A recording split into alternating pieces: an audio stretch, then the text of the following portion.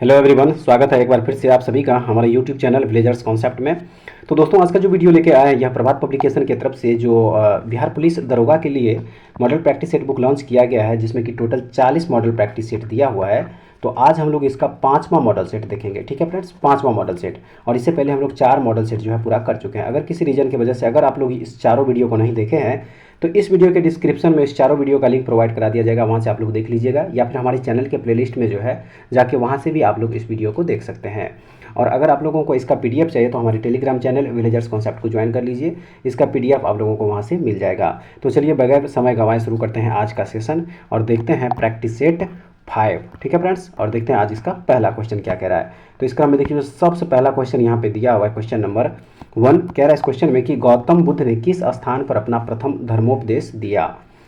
सही आंसर हो जाएगा देखिए इस क्वेश्चन का यहाँ पे option number D, Sarnath. Sarnath जो है क्या हो जाएगा, इसका सही आंसर हो जाएगा। ठीक है फ्रेंड्स, सारनाथ जो है इसका क्या हो जाएगा, सही आंसर हो जाएगा। उसके बाद देखिए अगला क्वेश्चन कह रहा है इसमें कि प्राचीन काल के महान विधि निर्माता थे कौन। प्राचीन काल के महान विधि निर्माता कौन थे, तो वह थे मनु। ठीक है, मनु जो है इसका सही आंसर हो जाएगा।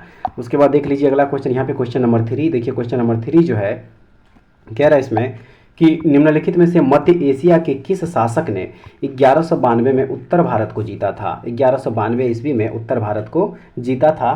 तो देखिए सही हो जाएगा यहाँ पे option number C, Shihabuddin Muhammad Ghori. Shihabuddin Muhammad Ghori ने 1192 ईस्वी में उत्तर भारत को जीता था। ऑप्शन नंबर सी जो है इस क्वेश्चन का सही आंसर हो जाएगा।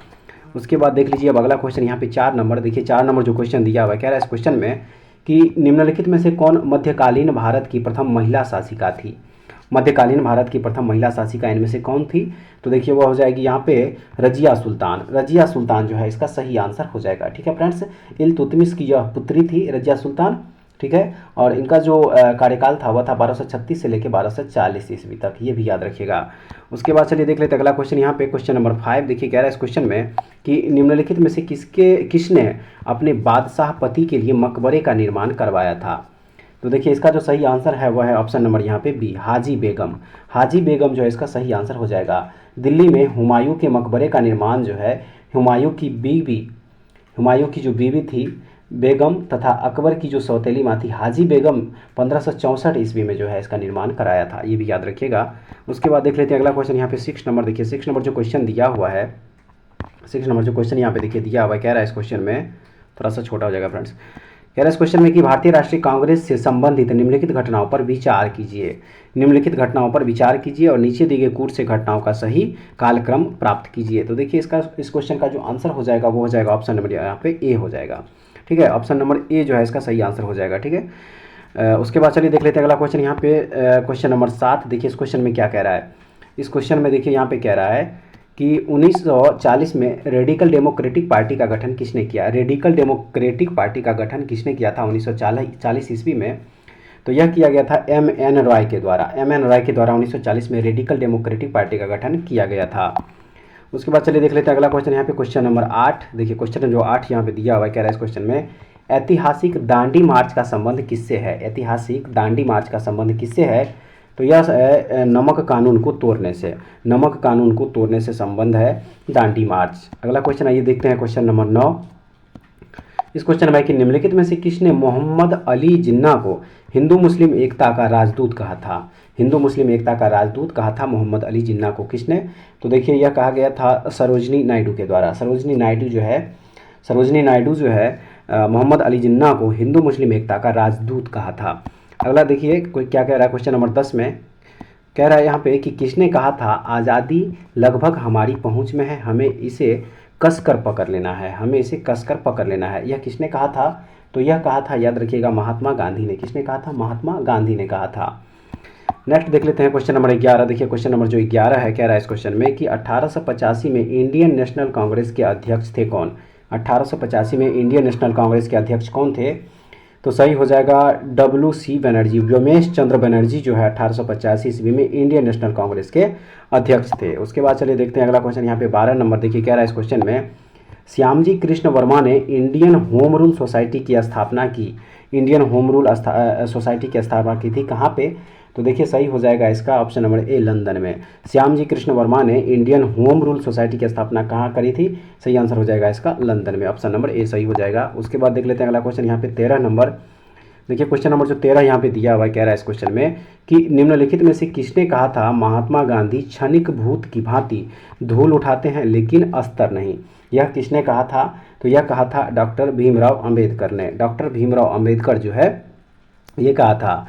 अगला ये देख लेते हैं यहाँ पे क्वेश्चन नंबर 14। देखिए कह रहा है इस क्वेश्चन में कि वह कौन सा प्रांत था जहां 1937 के आम निर्वाचन में भारतीय राष्ट्रीय कांग्रेस को पूर्ण बहुमत नहीं प्राप्त हुआ था? पूर्ण बहुमत नहीं प्राप्त हुआ था, तो याद रखिएगा यह था असम। असम में जो है इनको पूर्ण बहुमत प्राप्त नहीं हुआ था। उसके बाद देख लीजिए अगला क्वेश्चन 15 नंबर। देखिए क्वेश्चन नंबर जो 15 यहाँ पे दिया हुआ है, 15 नंबर क्वेश्चन कह रहा है इस क्वेश्चन में कि नीचे उन व्यक्तियों की सूची दी गई है जो भारतीय राष्ट्रीय कांग्रेस के अध्यक्ष हुए और उन्हें तिथि के अनुसार क्रमबद्ध कीजिए। अपना उत्तर नीचे दिए गए कूट का उपयोग करके दीजिए। तो देखिए इसका जो सही आंसर हो जाएगा वो हो जाएगा यहाँ पे ऑप्शन नंबर सी। क्या हो जाएगा? ऑप्शन नंबर सी जो है इसका सही आंसर हो जाएगा। उसके बाद चलिए देख लेते हैं अगला क्वेश्चन यहाँ पे 16 नंबर। देखिए 16 नंबर जो क्वेश्चन दिया हुआ है, कह रहा है इस क्वेश्चन में कि कांग्रेस द्वारा समर्थन वापस लिए जाने के कारण ही पद त्याग करना पड़ा, किसको? तो सही आंसर हो जाएगा इसका ऑप्शन नंबर डी, उपरोक्त सभी को, चरण सिंह को, चंद्रशेखर को, एच.डी. देवगौड़ा को। ऑप्शन नंबर डी जो है क्या हो जाएगा इसका सही आंसर हो जाएगा। उसके बाद चलिए देख लेते हैं अगला क्वेश्चन यहाँ पे 17 नंबर। देखिए इस क्वेश्चन में यहाँ पे कह रहा है कि निम्नलिखित घटनाएं किस कालानुक्रम में घटित हुई थी? तो देखिए इसका जो सही आंसर हो जाएगा वो हो जाएगा यहाँ पे ऑप्शन नंबर सी। क्या हो जाएगा? ऑप्शन नंबर सी हो जाएगा। ठीक है, सबसे पहले क्या था? तो चंपारण सत्याग्रह, उसके बाद रॉलेट सत्याग्रह, उसके बाद जालियांवाला बाग हत्याकांड और फिर चौरा चौरी की घटना हुई थी। तो देखिए ऑप्शन नंबर सी जो है इसका सही आंसर हो जाएगा। उसके बाद चलिए देखते हैं अगला क्वेश्चन 18 नंबर। देखिए 18 नंबर जो क्वेश्चन यहाँ पे दिया हुआ है, कह रहा है इस क्वेश्चन में कि चौराबड़ी ग्लेशियर स्थित है। चौराबड़ी ग्लेशियर स्थित है कहाँ पे? तो यह ग्लेशियर स्थित है केदारनाथ मंदिर के उत्तर में। कहाँ पे स्थित है? केदारनाथ मंदिर के उत्तर में स्थित है चौराबड़ी ग्लेशियर। उसके बाद देखते हैं अगला क्वेश्चन यहाँ पे 19 नंबर। देखिए कह रहा है इस क्वेश्चन में कि निम्नांकित नदियों में से कौन सी एक उत्तर प्रदेश से नहीं गुजरती है? उत्तर प्रदेश से नहीं गुजरती है, तो सही आंसर हो जाएगा इसका झेलम नदी। देखिए झेलम नदी जो है यह उत्तर प्रदेश से होकर नहीं गुजरती है, याद रखिएगा। उसके बाद चलिए देखते हैं अगला क्वेश्चन यहाँ पे 20 नंबर। क्वेश्चन नंबर 20 में दिया हुआ है कि सारनाथ स्थित है कहाँ? सारनाथ कहाँ स्थित है? तो सारनाथ स्थित है, याद रखिएगा, उत्तर प्रदेश में। सारनाथ कहाँ स्थित है? उत्तर प्रदेश में स्थित है, वाराणसी के समीप। ठीक है फ्रेंड्स। उसके बाद चलिए देखते हैं अगला क्वेश्चन यहाँ पे 21 नंबर। देखिए क्वेश्चन नंबर 21 जो यहाँ पे दिया हुआ है, कह रहा है इस क्वेश्चन में कि निम्नलिखित में से गेहूँ की फसल का कौन सा रोग है? गेहूँ की फसल का कौन सा रोग है? तो देखिए ये रस्ट जो है यह गेहूँ के फसल का रोग है, याद रखिएगा, रस्ट। उसके बाद देखते हैं अगला क्वेश्चन यहाँ पे। देखिए नेक्स्ट क्वेश्चन जो यहाँ पे दिया हुआ है, कह रहा है इस क्वेश्चन में कि निम्न में से कौन सुमेलित नहीं है? निम्न में से कौन सुमेलित नहीं है? तो इसमें देखिए यहाँ पे बैलाडीला जो मध्य प्रदेश दिया हुआ है यह सुमेलित नहीं है। बैलाडीला जो मध्य प्रदेश दिया हुआ है यह सुमेलित नहीं है। ठीक है, क्योंकि यहाँ पे मध्य प्रदेश की जगह क्या हो जाएगा? छत्तीसगढ़ हो जाएगा। क्या हो जाएगा?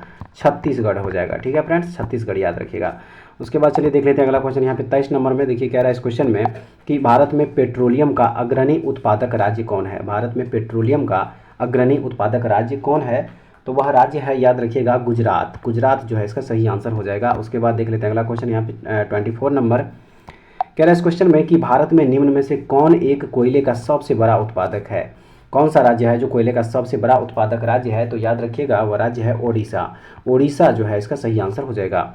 उसके बाद देखते हैं अगला क्वेश्चन यहाँ पे 25 नंबर। कह रहा है इस क्वेश्चन में कि निम्नलिखित राज्यों में से कौन एक अभ्रक का उत्पादन नहीं करता है? कौन एक अभ्रक का उत्पादन नहीं करता है? तो देखिए मध्य प्रदेश जो है अभ्रक का उत्पादन नहीं करता है। मध्य प्रदेश में अभ्रक का उत्पादन नहीं होता है। ठीक है फ्रेंड्स। उसके बाद देखते हैं अगला क्वेश्चन यहाँ पे 26 नंबर में। देखिए कह रहा है इस क्वेश्चन में कि निम्नलिखित में से कौन सा एक सुमेलित नहीं है? कौन सा एक सुमेलित नहीं है? तो यहाँ पे जो सुमेलित नहीं होगा वो हो जाएगा यहाँ पे पिंपरी कीटनाशक दवाएं।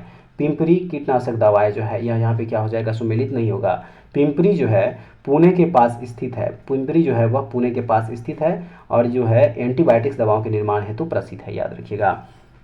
उसके बाद चलिए देख लेते हैं अगला क्वेश्चन यहाँ पे 27 नंबर। देखिए कह रहा है इस क्वेश्चन में 27 नंबर क्वेश्चन में यहाँ पे कह रहा है, देखिए 27 नंबर जो क्वेश्चन है, कह रहा है इस क्वेश्चन में कि थोड़ा सा छोटा हो जाएगा फ्रेंड्स। देखिए कह रहा है इस क्वेश्चन में कि निम्नलिखित राज्यों को उनके राष्ट्रीय राजमार्ग की लंबाई के आधार पर अवरोही क्रम में व्यवस्थित कीजिए। नीचे दिए गए कूट से सही उत्तर जो अवरोही क्रम यानी कि घटते हुए क्रम में जो है इसको बताना है।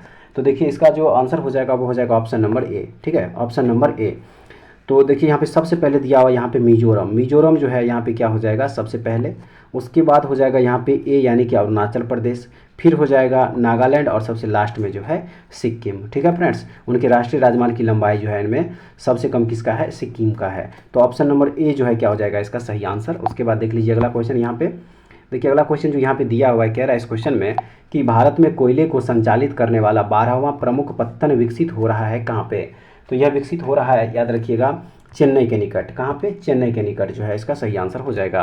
अगला क्वेश्चन देख लीजिए यहाँ पे 29 नंबर। देखिए कह रहा है इस क्वेश्चन में सूर्य के निकटतम ग्रह है, सूर्य के निकटतम ग्रह इनमें से कौन सा है। तो सही हो जाएगा इसका बुध, बुध जो है सूर्य के निकटतम ग्रह है। देखते हैं अगला क्वेश्चन यहाँ पे 30 नंबर। कह रहा है इस क्वेश्चन में कि पृथ्वी के तरल अभियंतर से भिन्न चंद्रमा का अभियंतर है। सही आंसर हो जाएगा इसका यहाँ पे ऑप्शन नंबर सी हो जाएगा, यानी कि शयान द्रव। क्या हो जाएगा, शयान द्रव हो जाएगा। देख लीजिए अब अगला क्वेश्चन यहाँ पे 31 नंबर। देखिए 31 नंबर जो क्वेश्चन यहाँ पे दिया हुआ है, इस क्वेश्चन में कह रहा है कथन ए में दिया हुआ है कि भूमध्य सागरीय प्रदेशों में जाड़ों में वर्षा होती है, और कारण दिया हुआ है कि जाड़े में यहाँ पछुआ हवाएं चलती है। तो कह रहा है कि नीचे दिए गए कूट से सही उत्तर चुनिए। तो इस क्वेश्चन का जो आंसर हो जाएगा वो हो जाएगा ऑप्शन नंबर ए कि ए और आर दोनों सही है तथा आर ए की सही व्याख्या है। तो ऑप्शन नंबर ए इस क्वेश्चन का सही आंसर हो जाएगा। चलिए देख लेते हैं अगला क्वेश्चन यहाँ पे 32 नंबर क्वेश्चन में क्या दिया हुआ है। देखिए इस क्वेश्चन में दिया हुआ है कि निम्नलिखित में से कौन एक सुमेलित है, निम्नलिखित में से कौन एक सुमेलित है। तो देखिए ऑप्शन नंबर ए जो दिया हुआ है आर्द्र शीत ऋतु शुष्क ग्रीष्म ऋतु इटली। ठीक है, ऑप्शन नंबर ए जो है यहाँ पे क्या हो जाएगा, सुमेलित हो जाएगा। नेक्स्ट देख लीजिए यहाँ पे 33 नंबर। देखिए 33 नंबर जो क्वेश्चन यहाँ पे दिया हुआ है, कह रहा है इस क्वेश्चन में कि माउंट टिटलिस स्थित है, माउंट टिटलिस स्थित है कहाँ, माउंट टिटलिस कहाँ स्थित है। तो यह स्थित है स्विट्जरलैंड में। कहाँ पे स्थित है, यह स्विट्जरलैंड में स्थित है। ऑप्शन नंबर सी सही हो जाएगा। उसके बाद देख लीजिए अगला क्वेश्चन 34 नंबर। निम्नलिखित में से कौन एक सुमेलित है, निम्नलिखित में से कौन एक सुमेलित है। तो देखिए हेमवर्ग जो दिया हुआ है एल्ब नदी, यह यहाँ पे क्या हो जाएगा, सुमेलित हो जाएगा। उसके बाद देख लेते हैं अगला क्वेश्चन यहाँ पे 35 नंबर में। संयुक्त राज्य अमेरिका के किस राज्य को ब्लू ग्रास स्टेट भी कहा जाता है, ब्लू ग्रास स्टेट भी कहा जाता है अमेरिका के किस राज्य को। तो वह राज्य है केंटुकी राज्य। केंटुकी को जो है ब्लू ग्रास स्टेट के नाम से भी जाना जाता है, याद रखिएगा। आइए देखते हैं अगला क्वेश्चन यहाँ पे 36 नंबर। कह रहा है इस क्वेश्चन में कि निम्नलिखित में से कौन एक सुमेलित नहीं है, कौन एक सुमेलित नहीं है। तो देखिए ये जो दिया हुआ यहाँ पे मेसाबी रेंज तांबा, मेसाबी रेंज तांबा जो दिया हुआ यह यहाँ पे क्या हो जाएगा, सुमेलित नहीं होगा। यह क्या हो जाएगा, यह सुमेलित नहीं होगा। मेसाबी रेंज संयुक्त राज्य अमेरिका का लौह अयस्क उत्पादक क्षेत्र है, तांबा नहीं बल्कि यह लौह अयस्क जो है, लौह अयस्क उत्पादक क्षेत्र है, याद रखिएगा Mesabi range. Option number 20 question का सही आंसर हो जाएगा। उसके बाद देख लेते हैं अगला क्वेश्चन यहाँ पे। देखिए 37 नंबर।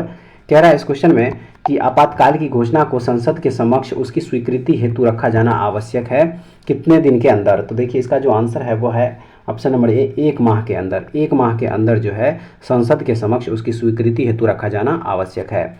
उसके बाद देख लेते हैं अगला क्वेश्चन यहाँ पे। देखिए 38 नंबर क्वेश्चन कह रहा है इस क्वेश्चन में कि निम्नांकित में से कौन सा एक संविधान का अंग नहीं है, संविधान का एक अंग नहीं है। तो देखिए ये जो योजना आयोग है, योजना आयोग संविधान का अंग नहीं है, संविधान का अंग नहीं है। अगला देख लेते हैं यहाँ पे 39 नंबर में। देखिए 39 नंबर जो क्वेश्चन यहाँ पे दिया हुआ है, कह रहे हैं इस क्वेश्चन में कि निम्नांकित में से भारत के किस मुख्य न्यायाधीश ने राष्ट्रपति के रूप में भी काम किया, राष्ट्रपति के रूप में भी काम किया। सही आंसर हो जाएगा इसका option number A justice M Hidayatullah. देखिए जस्टिस एम हिदायतुल्ला जो है भारत के राष्ट्रपति के रूप में भी काम किया हुआ है। तो ऑप्शन नंबर ए इस क्वेश्चन का सही आंसर हो जाएगा। उसके बाद देख लीजिए अगला क्वेश्चन यहाँ पे। देखिए क्वेश्चन नंबर 40 जो दिया हुआ है, क्वेश्चन नंबर 40 देखिए कह रहा है इस क्वेश्चन में कि भारत के उपराष्ट्रपति को पदच्युत करने का प्रस्ताव प्रस्तावित किया जा सकता है कहाँ पे। तो यह किया जा सकता है केवल लोकसभा में। कहाँ पे किया जा सकता है, केवल माफ कीजिएगा केवल राज्यसभा में किया जा सकता है। ठीक है फ्रेंड्स, केवल राज्यसभा में। ऑप्शन नंबर डी जो है सही हो जाएगा। उसके बाद चलिए देखते हैं अगला क्वेश्चन यहाँ पे 41 नंबर कह रहा है कि भारतीय संसद की संप्रभुता प्रतिबंधित है। सही आंसर हो जाएगा इसका ऑप्शन नंबर बी न्यायिक समीक्षा से।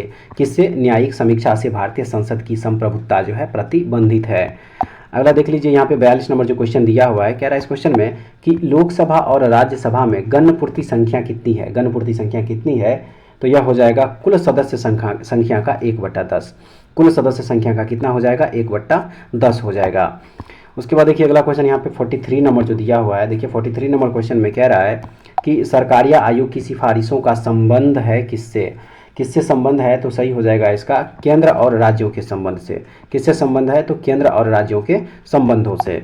उसके बाद देखते हैं अगला क्वेश्चन। यहाँ पे देखिए 44 नंबर जो क्वेश्चन यहाँ पे दिया हुआ है, देखिए कह रहा है इस क्वेश्चन में कि निम्नलिखित भारतीय संविधान के संशोधनों में से कौन सा संशोधन केंद्रीय मंत्रिमंडल के आकार को सीमित करता है, तो सही आंसर हो जाएगा इसका देखिए यहाँ पे 91वां संशोधन। ठीक है, 91वां संशोधन जो है इसका सही आंसर हो जाएगा। उसके बाद देखिए अगला क्वेश्चन यहाँ पे दिया हुआ है 45 नंबर, और देखिए इस क्वेश्चन में कह रहा है कि भारत के संविधान के 73वें संशोधन का संबंध किससे है, तो सही आंसर हो जाएगा इसका संसद सदस्यों के वेतन एवं विशेषाधिकारों से जो है इसका संबंध है।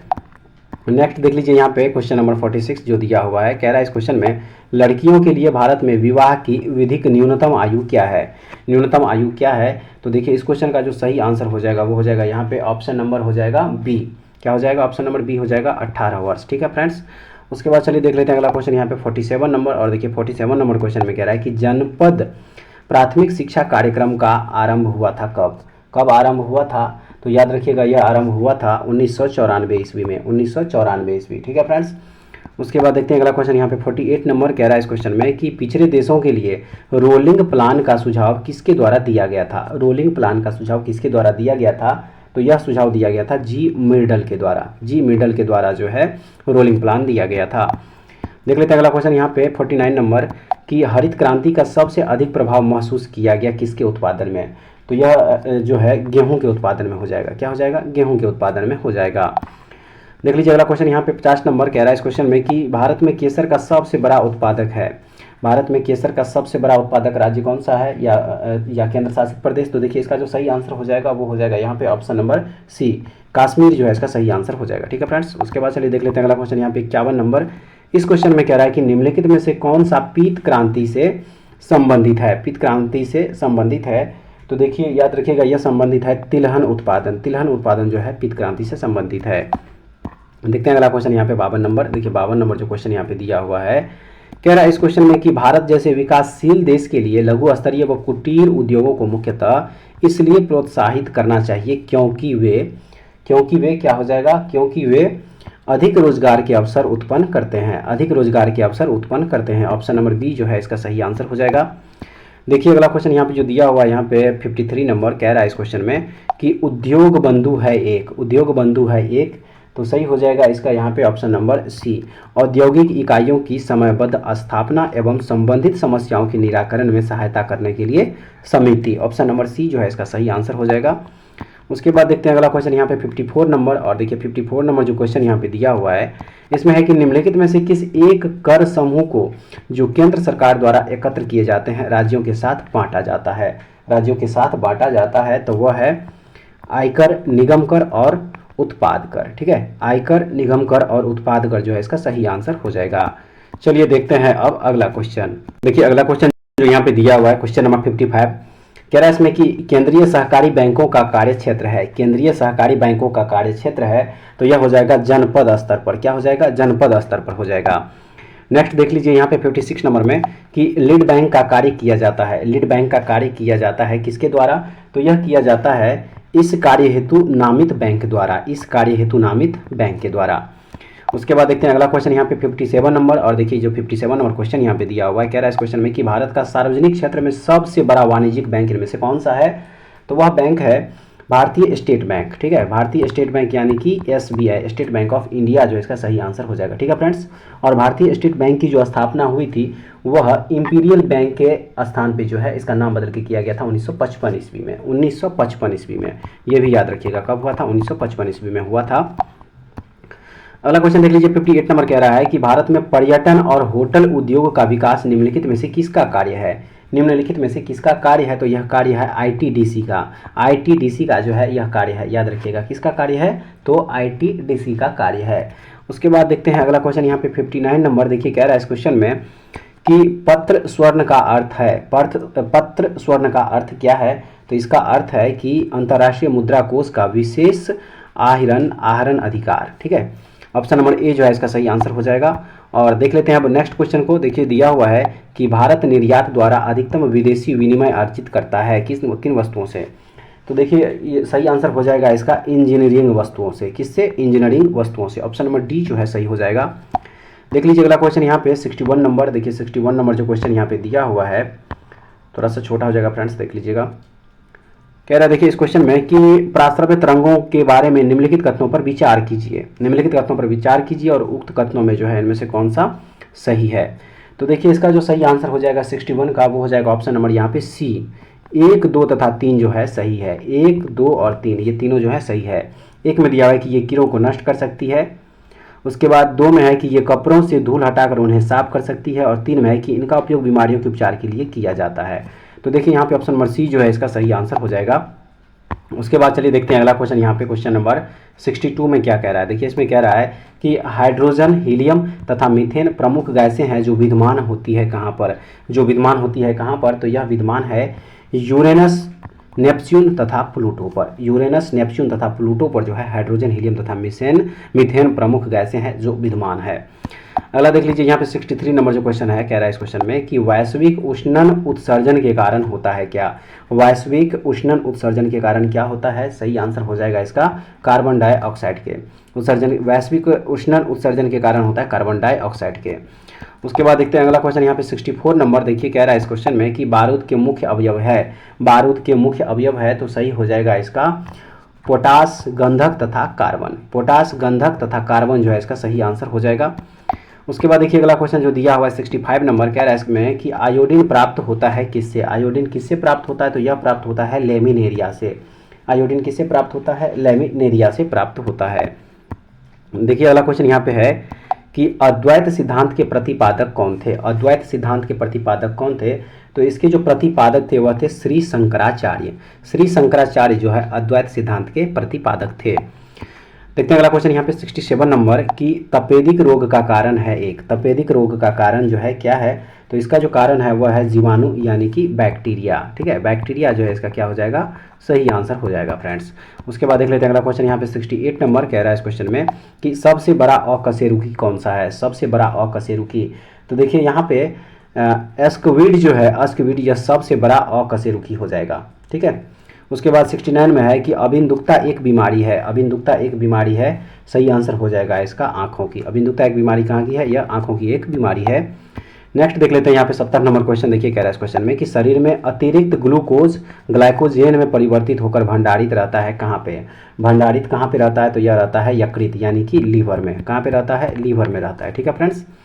उसके बाद देखिए अगला क्वेश्चन यहाँ पे जो दिया हुआ है 71 नंबर में, कह रहा है कि कंप्यूटरों में प्रयुक्त आईसी चिप बनी होती है किसकी। किसकी बनी होती है, तो यह बनी होती है सिलिकॉन की। किसकी बनी होती है, सिलिकॉन की बनी होती है। उसके बाद देख लेते हैं अगला क्वेश्चन यहाँ पे देखिए 72 नंबर, कह रहा है इस क्वेश्चन में कि निम्नलिखित कथनों पर विचार कीजिए और उपर्युक्त कथनों में से कौन सा सही है, कौन से इसमें सही है। तो देखिए यहाँ पे हो जाएगा ऑप्शन नंबर बी, यानी कि केवल एक जो है यहाँ पे सही है कि भारत की संविधान सभा ने राष्ट्रीय ध्वज का प्रारूप 22 जुलाई 1947 को अपनाया था। तो ऑप्शन नंबर बी जो है इस क्वेश्चन का सही आंसर है। उसके बाद देखिए अगला क्वेश्चन जो दिया हुआ है यहाँ पे 73 नंबर जो क्वेश्चन यहाँ पे देखिए दिया हुआ है, कह रहा है इस क्वेश्चन में, कह रहा है इसमें कि भारत में संघीय व्यवस्था से संबंधित निम्न कथनों में से कौन सा सही है। कौन सा सही है, नीचे दिए गए कोटों से सही उत्तर का चयन कीजिए। तो देखिए इसका जो आंसर है वह है ऑप्शन नंबर सी, यानी कि 1, 2, 3। 1, 2, 3 जो है यहाँ पे क्या हो जाएगा, सही हो जाएगा। संविधान शासन की मूल संरचना के लिए एक संघीय व्यवस्था की प्रस्तावना करता है। 2 में है कि एकात्मक झुकाव का उसमें सशक्त मिश्रण है, और 3 में है कि दोनों संघ तथा राज्य विधायिकाएं प्रभुसत्ता संपन्न है। तो ऑप्शन नंबर सी जो है इस क्वेश्चन का सही आंसर हो जाएगा। उसके बाद देखते हैं फ्रेंड्स यहाँ पे अगला क्वेश्चन देखिए 74 नंबर जो क्वेश्चन यहाँ पे दिया हुआ है, कह रहा है इसमें कि समान कार्य के लिए समान वेतन भारत के संविधान में सुनिश्चित किया गया एक क्या है। तो सही आंसर है इसका राज्य के नीति निर्देशक सिद्धांतों का अंग है। राज्य के नीति निर्देशक सिद्धांतों का एक अंग है। चलिए देखते हैं अगला क्वेश्चन 75 नंबर में कि भारतीय संविधान का कौन सा अनुच्छेद प्रेस की स्वतंत्रता को आश्वासित करता है। प्रेस की स्वतंत्रता को आश्वासित करता है भारतीय संविधान का कौन सा अनुच्छेद, तो वह अनुच्छेद है अनुच्छेद 19। याद रखिएगा अनुच्छेद 19 जो है इसका सही आंसर है। ये देखते हैं अगला क्वेश्चन, देखिए अगला क्वेश्चन कह रहा है कि यह धारणा कि भारत एक कल्याणकारी राज्य है, यह जो है राज्य के नीति निर्देशक तत्वों के द्वारा, ठीक है, राज्य के नीति निर्देशक तत्वों के द्वारा जो है यह धारणा है कि भारत एक कल्याणकारी राज्य है। तो ऑप्शन नंबर सी इस क्वेश्चन का सही आंसर हो जाएगा। उसके बाद चलिए देखते हैं अगला क्वेश्चन यहाँ पे 77 नंबर क्या कह रहा है। देखिए इसमें कह रहा है इस क्वेश्चन में कि निम्नलिखित अधिकारों में से कौन सा अधिकार अनुच्छेद 19(1)(d) को अनुच्छेद 21 से मिलाकर पढ़ने पर प्राप्त होता है। सही आंसर हो जाएगा इसका विदेश यात्रा का अधिकार। क्या हो जाएगा? विदेश यात्रा का अधिकार हो जाएगा।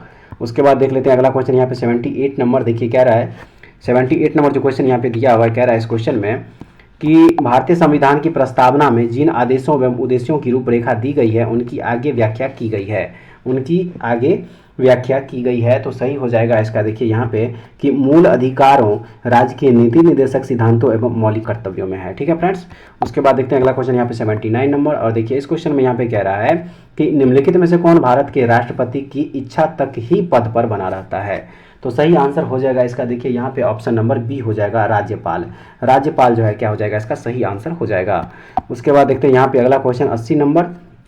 देखिए 80 नंबर जो क्वेश्चन यहाँ पे दिया हुआ है, कह रहा है इस क्वेश्चन में कि निम्नलिखित में से किसी संसद के दोनों सदनों में बोलने, अन्य कार्यवाहियों में सम्मिलित होने एवं किसी भी संसदीय कमेटी का सदस्य होने का अधिकार तो है, परंतु उसे वोट देने का अधिकार नहीं है। परंतु उसे वोट देने का अधिकार नहीं है। तो देखिए इसका जो सही आंसर हो जाएगा वो हो जाएगा ऑप्शन नंबर डी, भारत के अटॉर्नी जनरल को। भारत के अटॉर्नी जनरल जो है क्या हो जाएगा इसका सही आंसर हो जाएगा।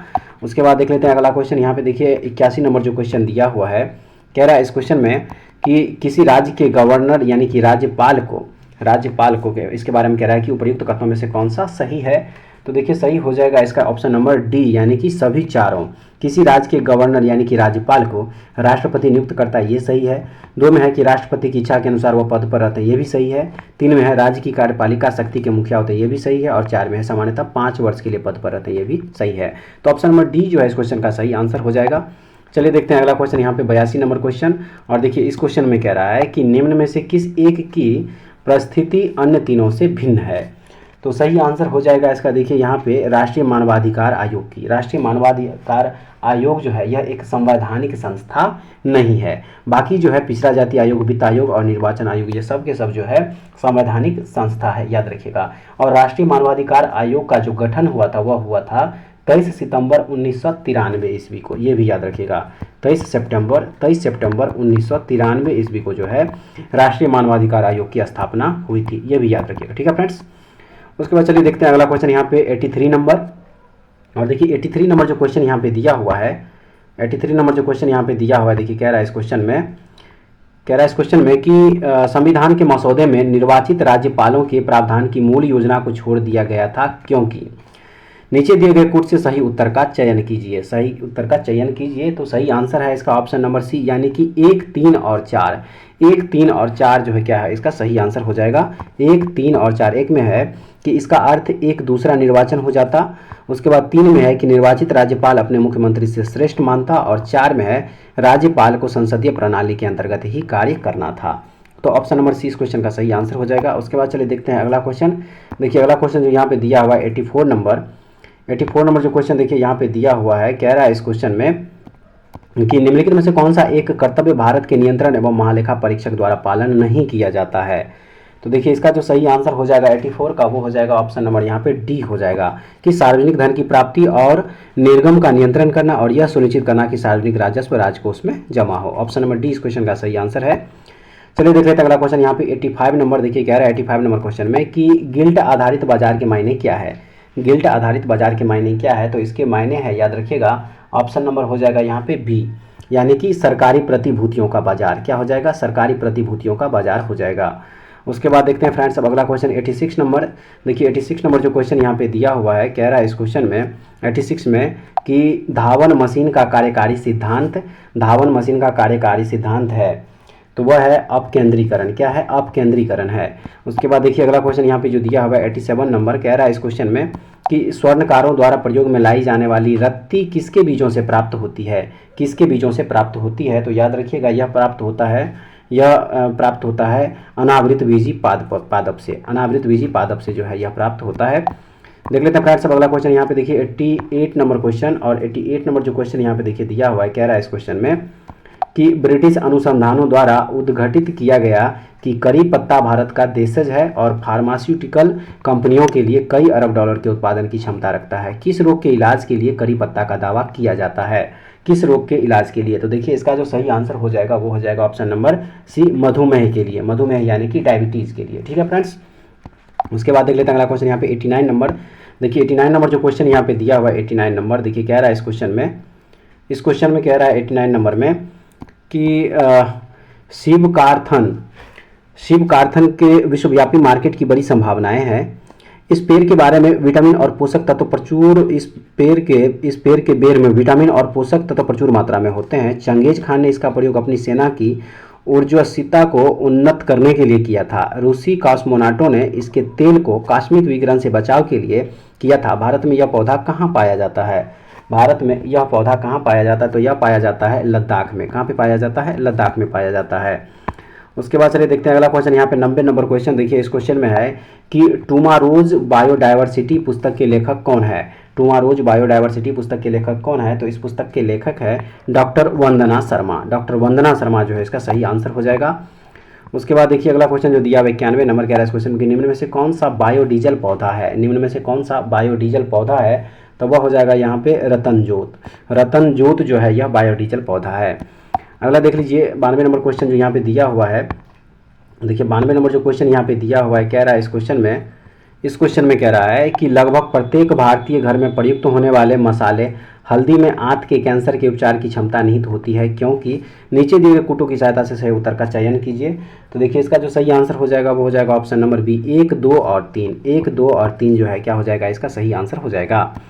उसके बाद देखते हैं अगला क्वेश्चन यहाँ पे 93 नंबर। और देखिए जो 93 नंबर क्वेश्चन यहाँ पे दिया हुआ है कह रहा है इस क्वेश्चन में कि मानव अंग प्रत्यारोपण एक्ट 1994 अंगदाता और अंगग्राही के मध्य आनुवांशिक संबंध प्रदर्शित करने के लिए कुछ शर्तें रखता है, जिसमें से एक है पास करना। क्या सही आंसर हो जाएगा इसका? ऑप्शन नंबर यहाँ पे बी कि एंटीजन मिलाप हेतु टिश्यू टाइपिंग परीक्षण।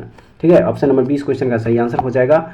उसके बाद देखते हैं फ्रेंड्स अगला क्वेश्चन यहाँ पे 94 नंबर कह रहा है इसमें कि किस भारतीय नगर में पहला डायनोसोरियम खोला गया है? डायनोसोरियम खोला गया है किस भारतीय नगर में? तो यह खोला गया है, याद रखिएगा, अहमदाबाद में। कहाँ खोला गया है? अहमदाबाद में जो है यह खोला गया है। अगला क्वेश्चन देख लेंगे यहाँ पे 95 नंबर। देखिए 95 नंबर जो क्वेश्चन दिया हुआ है कह रहा है इस क्वेश्चन में कि दांतों पर जमी परतें बनी रहती है। दांतों पर जमी परतें बनी रहती है, सही हो जाएगा इसका ऑप्शन नंबर डी कि भोजन के कण, थूक, मुख अम्ल और बैक्टीरिया से। ठीक है फ्रेंड्स, ऑप्शन नंबर डी जो है इसका सही आंसर हो जाएगा। देख लेते हैं अगला क्वेश्चन यहाँ पे 96 नंबर। देखिए 96 में है कि नालंदा विश्वविद्यालय किस लिए प्रसिद्ध था? नालंदा विश्वविद्यालय किस लिए प्रसिद्ध था? तो यह प्रसिद्ध था बौद्ध धर्म दर्शन के लिए। बौद्ध धर्म दर्शन के लिए यह प्रसिद्ध था। देखते हैं अगला क्वेश्चन 97 नंबर में कि बिहार में शांति व्यवस्था स्थापित करने के बाद राजा मान सिंह ने उड़ीसा पर कब आक्रमण किया था? उड़ीसा पर कब आक्रमण किया था? तो यह आक्रमण किया गया था 1590 ईस्वी में। ठीक है, देखते हैं अगला क्वेश्चन यहाँ पे 98 नंबर में। देखिए 98 नंबर जो क्वेश्चन यहाँ पे दिया हुआ है कह रहा है इस क्वेश्चन में 98 में कि बिहार में अंग्रेजों द्वारा किए गए प्रशासनिक परिवर्तन के संबंध में क्या सत्य है? क्या सत्य है? तो देखिए यहाँ पे जो डी दिया उपर्युक्त सभी यहाँ पे क्या हो जाएगा? सत्य हो जाएगा। ए बी सी तीनों के तीनों यहाँ पे क्या हो जाएगा? सत्य हो जाएगा। ठीक है फ्रेंड्स, उसके बाद देखते हैं अगला क्वेश्चन यहाँ पे 99 नंबर। देखिए 99 नंबर क्वेश्चन दिया हुआ है यहाँ पे कह रहा है इस क्वेश्चन में कि बिहार में नगर पंचायतों की कुल संख्या कितनी है? बिहार में नगर पंचायतों की कुल संख्या कितनी है? तो वह है 84 यानी कि 84। बिहार में नगर पंचायतों की कुल संख्या कितनी है? 84 है। ठीक है फ्रेंड्स, चलिए फ्रेंड्स देख लेते हैं अब इस टेस्ट सीरीज का लास्ट क्वेश्चन। कह रहा है इसमें कि बिहार का क्षेत्रफल कितना है? बिहार का क्षेत्रफल कितना है? तो देखिए बिहार का जो क्षेत्रफल है वह है 94,163 वर्ग किलोमीटर। ठीक है फ्रेंड्स, ऑप्शन नंबर ए जो है इस क्वेश्चन का क्या हो जाएगा? सही आंसर हो जाएगा। तो फ्रेंड्स ये था प्रभात पब्लिकेशन की तरफ से जो बिहार सब इंस्पेक्टर भर्ती 2023 के लिए जो model practice set book launch किया गया है, आज उसका हम लोग 5वां प्रैक्टिस सेट कवर किए। ठीक है, 5वां प्रैक्टिस सेट, और इस बुक में जो है टोटल 40 प्रैक्टिस सेट दिया हुआ है। ठीक है फ्रेंड्स, चलिए उम्मीद करते हैं कि आज का सेट जो है आप लोगों के लिए काफ़ी हेल्पफुल साबित होगा, और यह सेट जो है काफ़ी अच्छे टाइप का जो क्वेश्चन इसमें दिया हुआ था। तो फ्रेंड्स अगर आप लोगों को इसका पीडीएफ चाहिए तो हमारे टेलीग्राम चैनल विलेजर्स कॉन्सेप्ट को ज्वाइन कर लीजिएगा, वहाँ से आपको इसका पीडीएफ भी मिल जाएगा। ऐसे वीडियो पाने के लिए हमारे चैनल के साथ जुड़े रहिए। नेक्स्ट वीडियो में दोबारा फिर से मिलते हैं, तब तक के लिए जय हिंद।